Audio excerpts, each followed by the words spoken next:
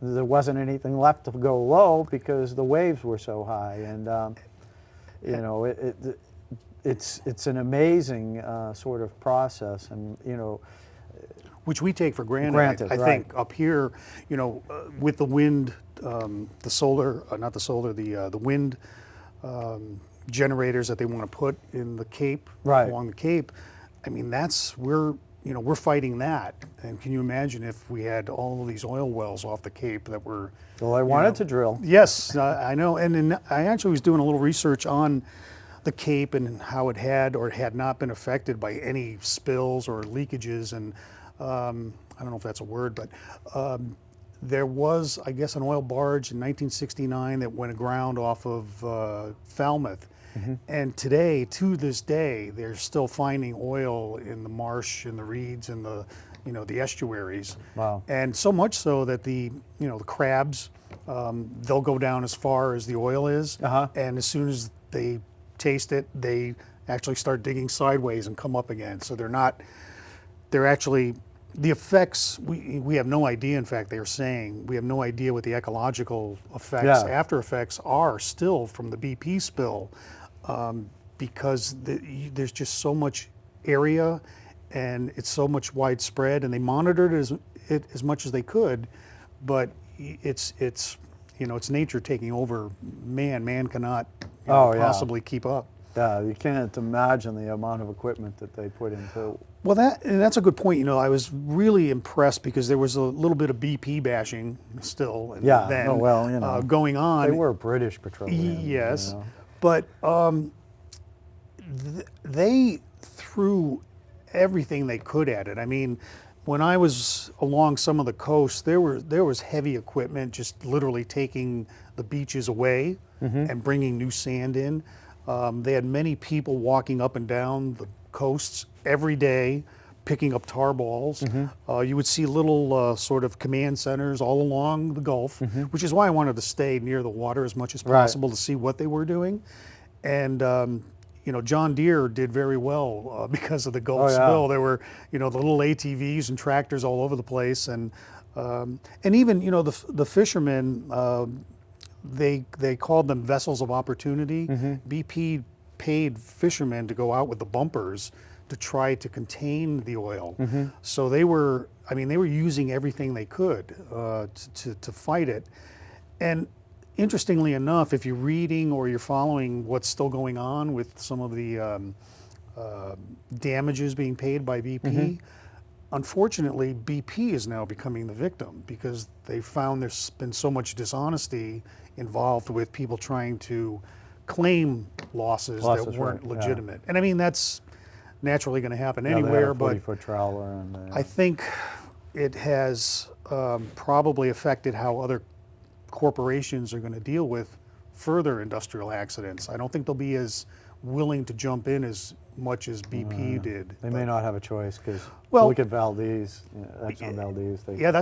That's what, how many years ago? 25 maybe. Yeah. But let's see some more of the images, Joan. So in addition to the, the painting and the sketching. I think this is my favorite and one. the photographs. This is actually in Mississippi. See, I knew. Yes, Davis Bayou. And I knew nothing about Jefferson Davis, which I learned about. Yeah. Went to the tomb of the unknown Confederate soldier, and I happened to be there on Veterans Day. Oh, wow. So I was kind of honored. There's a lot of great history, and well, yeah, I lived in Richmond, and I know this is a little bit off the beaten path, but when you're seeing the Confederate White House, and it's right across the river, essentially from our White Union House. White House. Yes. And it's still there as the Confederate White House. Yes. It really. I did see a few flags, here and there. Oh yeah, they're really cracking down on trucks there, and such. How about another one? Yeah. This is the book, and the book again, I'm self-published.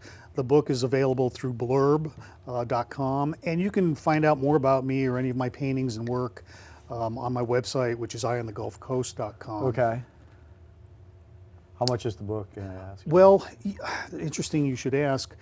It's not it's not inexpensive, and I wanted to do a hard-covered book. This one's about $60. Okay. However, I just printed myself a paperback version, and that's $30. Okay. So you can purchase those through my website and or directly through Blurb. Plus, all of the images that I did are available at Fine Art America as prints. Okay. And the sale of those, a portion of the sale, or my proceeds, goes to the Gulf Restoration Network, which is it's the Sierra Club of the Gulf, if you will. And they set up wonderful programs. I was able to talk to a few people in their office and had been in correspondence with them, but they are trying their best to make the Gulf healthy and do the best for the people of the Gulf. And Sounds so hopefully fantastic.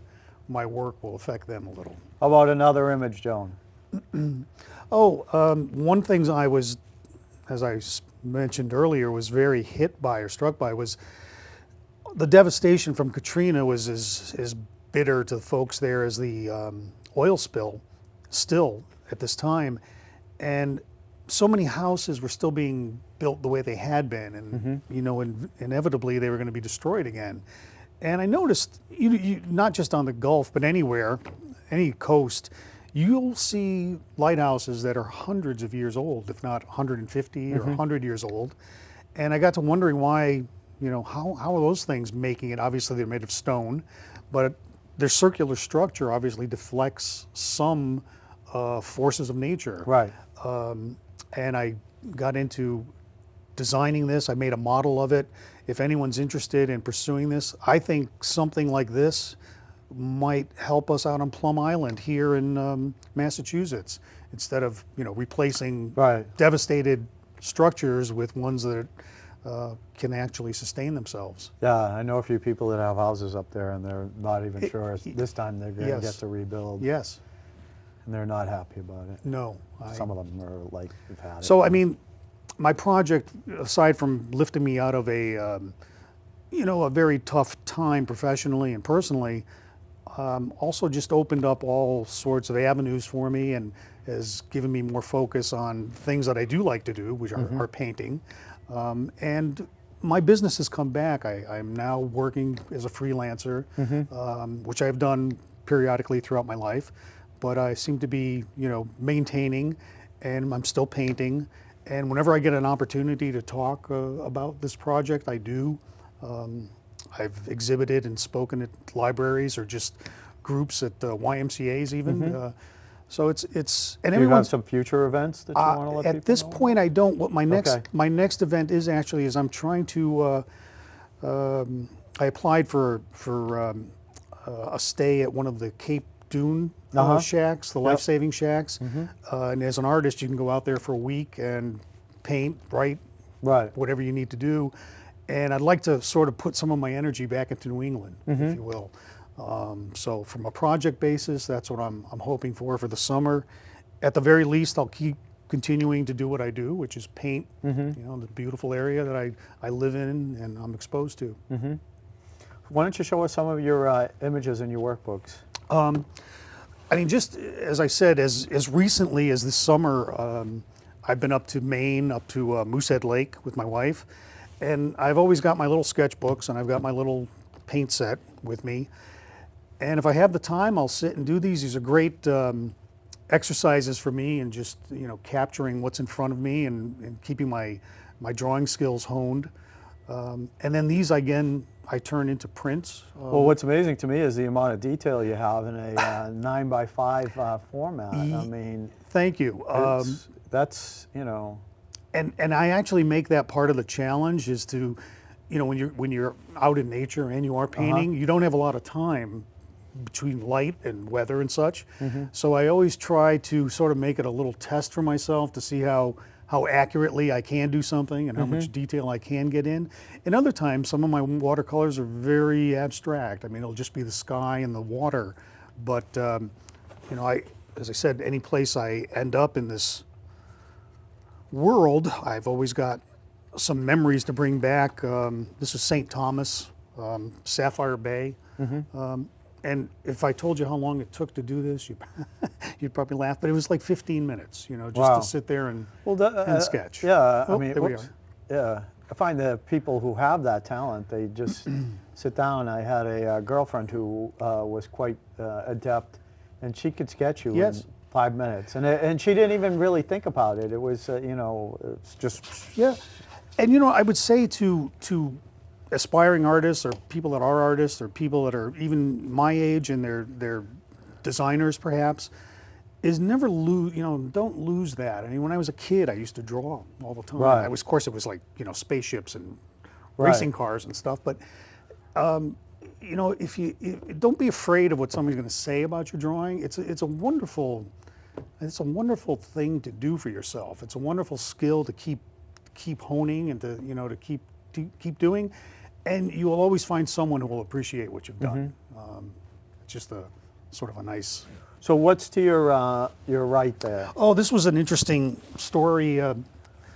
When I was in the lower area of Louisiana, along the Mississippi River, there was a boatyard, and I used to work in a boatyard on the Cape, and a number of other boatyards. I always loved the smell and the grinding and the sawdust and the mahogany and such. So I pulled into this little boatyard. It was a beautifully sunny day. Sat there and just did a sketch of the boats up on the stanchions, and that drawing took me maybe 5 minutes. And again, it was just trying to capture, the essence. Unfortunately, the next day, I don't know if I can show this. Yeah, you can turn it around. The next day, I had the same pad and didn't realize I had that drawing on that side, and I drew this one upside down on the same sheet of paper. So it's a little difficult to sell the work of art. But again, the print is available. And interesting also, the Strathmore Paper Company, I tried to, go out to all sorts of corporations and see if anybody could or would help me. And Strathmore Paper Company, they said, what a great story. We can't, donate any money, but they sent me a stack of pads, of watercolor pads. Well, if anybody knows how much those things cost, then they, exactly. And Strathmore papers are very nice papers. Yeah, I had a friend that was a artist, craftsperson, and buyer one, and it's like, yeah. Oh, this is great. Yes. Yeah. So. And what about the book? These are some images from the book. So that if you're interested in purchasing one of the books, either the hardcover or the softcover, so how many, what's sort of the focus of the book? The book it's not a travel log, and it's not a. Is it a history? It seemed like a history when I was flipping through it. There is some history because I wanted to bring back. I wanted to not bring back a misrepresentation of the Gulf. I wanted to bring back a representation of the Gulf, but from my eyes, from the eye of a New Englander.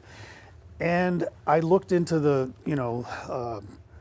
as briefly as I could, the commerce of the Gulf, the importance of the Gulf from a military standpoint. Right. You'll still see many old fortresses along the Gulf, and there's a pretty strategic reason for that. I mean, we still have some serious bases in the Gulf.